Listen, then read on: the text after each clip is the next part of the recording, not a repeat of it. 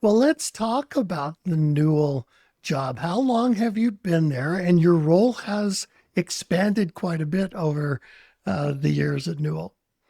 Yes. So I joined in January of 2020. Um, moved to Interesting time Atlanta. frame. My car to Atlanta was in Chicago, where my house still was when we went into shutdown. And I had only met maybe 50 people on my team before we went into shutdown, and now I wasn't even like in the same community. But I started out running our food business. At the time, we had 8 different, pretty much siloed business segments where we ran our own manufacturing, our own distribution for the most part. Very inefficient Hmm. for a company the size and scale of Newell. And what I was seeing is because we were all in these siloed organizations, even the center team didn't interface much with the business units if they didn't have to. We actually ended up competing with ourselves. So we had a center led ecom business that would be the one of the first to undercut retail pricing on the same item that we had sold to Walmart or to Target or to Amazon. And so Ouch. so we needed to do a lot of trust building, which is part of culture.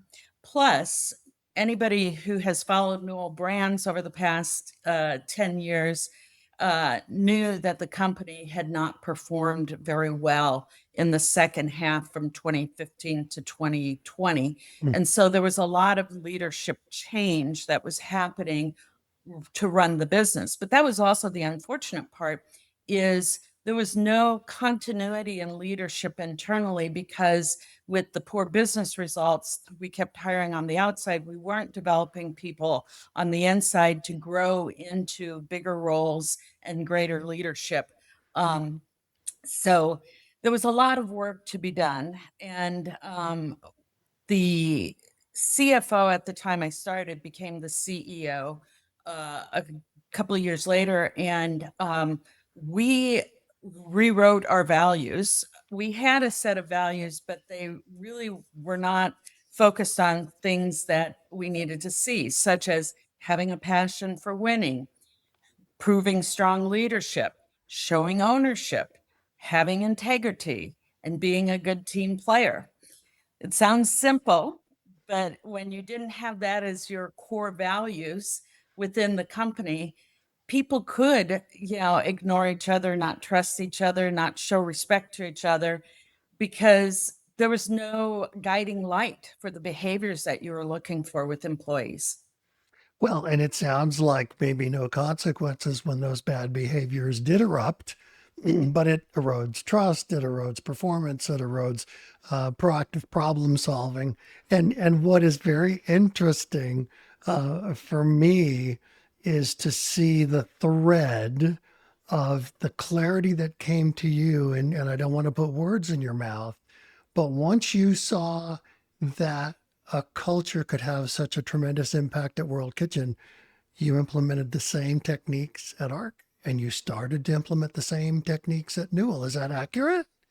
That is accurate. With Newell, it was a team of us again. It wasn't just me. Good. Um, the leadership team, though, has embraced the values and what I love in the organization that I run today, which is we call learning and development, is we are promoting our employees. We set expectations on performance and accountability and culture. It's not just the what.